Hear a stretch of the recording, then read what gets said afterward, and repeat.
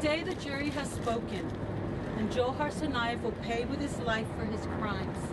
It was a political crime designed to intimidate and to coerce the United States.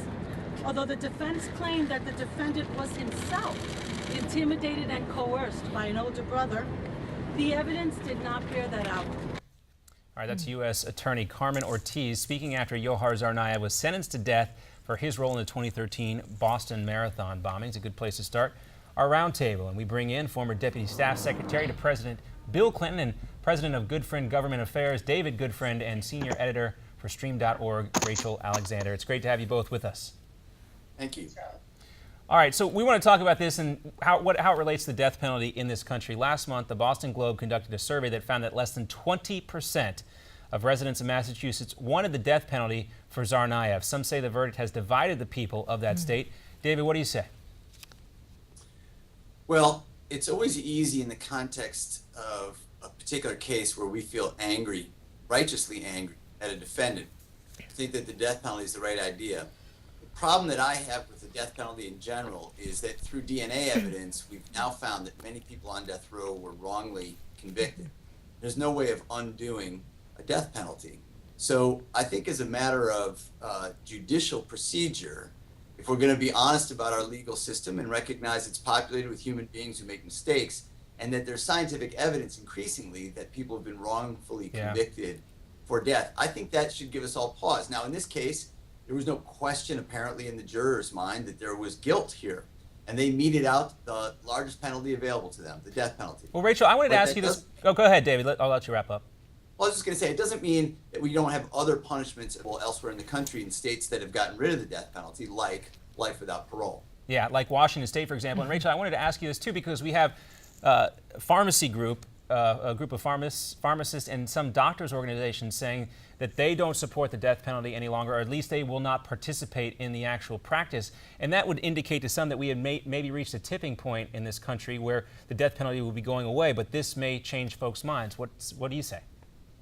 Well, first of all, I'd like to point out that everybody saw what the Boston bomber did. I mean, it's not like this is a case where, innocent and there could have been a mistake. And secondly, as a former prosecutor myself, I can tell you that all these, so-called cases, a lot of them where they claim that, the person was executed and wrongly executed. Well, they're just wrongly executed because of some technical thing that the prosecution, did wrong and it got embellished. It's not because they actually didn't do the crime. I mean, I think there's probably hardly ever been any incidences where the person didn't do the crime. It was because of some small technical thing the prosecution David, do you want to did. respond to that? Because I'm thinking of Barry Scheck in the Innocence Project. And David, is there anything specific you want to reference to respond to Rachel? Well, I think Rachel cannot pick and choose which laws of the United States she gets to enforce. Either laws of evidence are upheld or they're not. Either laws of procedure are upheld or they're not. You can't pick and choose which ones you want to enforce if you're going to be an officer of the law and carry out the will of the law. Now, we can talk about whether or not there should be evidentiary changes. Okay, that's a debate we should have. But I'm talking about specific instances where DNA evidence has exonerated the accused. Right. Not there's been some procedural snafu. I'm talking about specific cases, and I would refer you to some of the work done by scholars better than me at Georgetown University, where I teach, that actually have looked into the data and shown that this has been the effect. Now, there's one And other, Rachel, I also want to bring up, though, isn't it, correct me if I'm wrong, but isn't it more expensive to put someone to death than to have them serve a life sentence? That depends. If they want to drag things out and go through exhaustive appeals process after appeals process after appeals Which we're process, expecting appeals then in this case. Abuse the system and do that. We are forgetting one other element of this debate, though, and that is the deterrent effect or lack thereof. We'd all like to believe that our criminal justice system operates to deter crimes from ever happening in the first place. But what the data again shows is that in states that do have the death penalty, there is no greater or lesser deterrence than in states that don't. It really seems to have almost no deterrent effect, whether or not a state has the death penalty or doesn't. So again, I'm sort of left scratching my head saying, what do we as a society get out of this? It seems to me as though we get wrongful convictions, we get extra cost, we get a lot of people wondering whether this is the right and moral thing for the United States to do. And on top of that, we don't really get a deterrence in crime. I fail to see the attraction in that. All right. We have many more topics that we want to discuss. What's going on now with food stamps? We have federal authorities saying that they can't do it the old-fashioned way when it comes to determining who's eligible. We're going to talk about that when we come back. And some other issues of discussion. There was a woman that was tasered. Tased. It's a weird word because the term taser actually stands for Tom Swift's electronic rifle. Oh, thank you for correcting me on that. It's actually a company. But it's interesting. It's worth looking into that whole aspect of it. But it's become such a part of our lexicon nowadays that we use it as an actual verb. But Google well, thank you for correcting me on that. I appreciate it. But yeah, she was actually pulled over, and police wanted to search her car, and she refused, and so they tased her. Is that better? I think that's how you say it. We're going to talk about both those issues coming up next, right here on Newsmax Now, when our roundtable continues.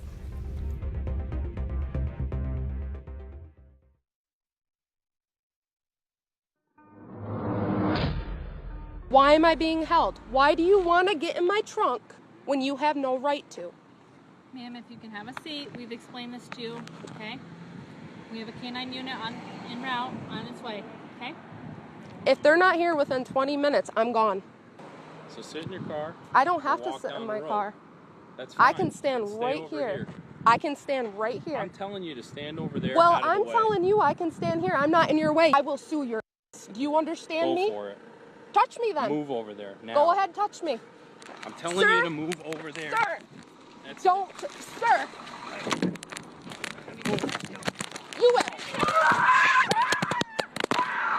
Wow, tough to watch. Yes, it is. That was video shot by Jessica Cook in a confrontation, as you just saw, with U.S. Border Patrol. They wanted to search her vehicle, and when she refused to wait in her car for the canine unit to arrive, well, that's when we heard she was tased. Right. We want to welcome back our roundtable, former Deputy Staff Secretary to President Bill Clinton and President of Goodfriend Government Affairs, David Goodfriend, and Senior Editor for Stream.org, Rachel Alexander. Thank you both for staying with us.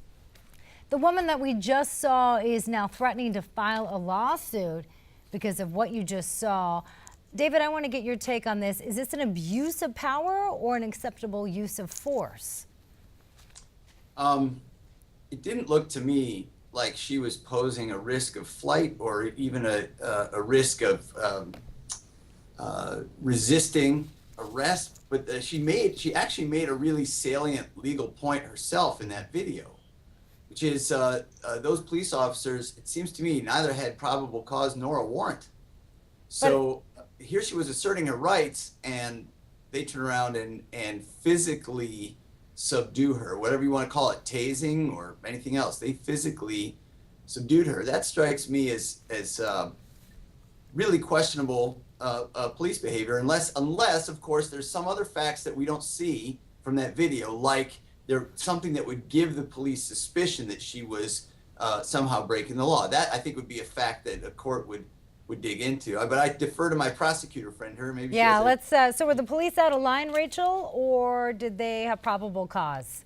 Well, okay, first of all, again, like he said, we're prejudging the case. We don't have the whole situation. Right. Not everything is in yet. Secondly, this woman was a criminal justice major, and she wanted to, push the line. If she wants to change the definition of probable cause and what it means when Border Patrol rightfully can stop you at the border between the countries, then, she has every right to go and try to change the definition of probable cause. But right now, as it stands, I drive to Mexico all the time, and I've been stopped, and they ask me if they can search my trunk, and I have no problem with it. I have nothing to hide. But do you have the right to refuse them? Using a different forum to change probable cause, not provoking some, lower-level border agent who's just doing his job and thought that he had probable cause because he thought that she was acting suspicious. But let's go into the legalities, because you said, you've been stopped many times, and you have no problem with anybody searching your car. Right or wrong, whether we like the tone or not, does she have the right to say, no, I don't want to do that? If he thought that he had legitimate probable cause because she was acting suspicious, both he and the other lady in the video, the other patrol officer said that she was acting suspicious, that constitutes probable cause. even if they didn't find anything, which later, according to her, they found nothing in her trunk. Rachel also brings up a good point. She's a criminal justice major. This has become a thing to do, to raise these issues in a very public way. She was recording the whole thing on her cell phone, so obviously there was maybe some intent there to put this up online. And it also illustrates, guys, the difficult position that all law enforcement officers are in nowadays. You have a responsibility to obey a lawful order from a law enforcement officer, but of course you also want to be concerned about your Fourth Amendment rights. But it's a balance, and the line is getting more blurred, it seems, every day. Right. We do want to move Yeah, on. you know what, Go ahead, David. If I can just jump in here, I mean, it's been a while since I reviewed all the exceptions to the warrant clause, but the courts seem to add more and more exceptions all the time. And if you go back and look at the history of the Fourth Amendment, what our founding fathers were really after, they were responding to British soldiers breaking into people's homes at will, Right. and searching whatever they wanted. And there was basically no recourse for people living in the colonies when these British soldiers would just barge in and look at whatever they wanted. The warrant clause is supposed to at least give pause to police action. That is, they have to go through a bureaucratic act. They have to go get a warrant and then come back. And if there's a threat of flight or danger or something else, there are all kinds of exceptions to the warrant clause. What troubles me is I just wonder sometimes whether the Fourth Amendment is worth the paper it's written on anymore. I mean, what is the limit on police powers? If someone says, no, I don't give you permission, does that then suddenly make them a risk? And that Well, true, and then also in a lot of states too now, it specifically says in the driver's license, if you operate a motor vehicle, you give police the right to search your vehicle. Then by using this document as a legal document, you then forfeit your rights to tell them they can't search your car. So an interesting topic for discussion. And guys, unfortunately, we are out of time, so we'll have to pick it up. I'm sure this will not be the last opportunity we have to debate this issue, balancing our constitutional rights versus the rights of law enforcement officers. That's right. David Goodfriend, Rachel Thank Alexander, you both. thanks you both for being with us. Thanks for having us. All right. Well, we didn't get to the food. I know, we didn't. We'll get to that. Sorry, it was just everyone was really passionate about this particular subject. Coming up next, you may have heard of strange 911 calls, but calling about an empty fridge? We'll explain. Coming up next on Newsmax Now.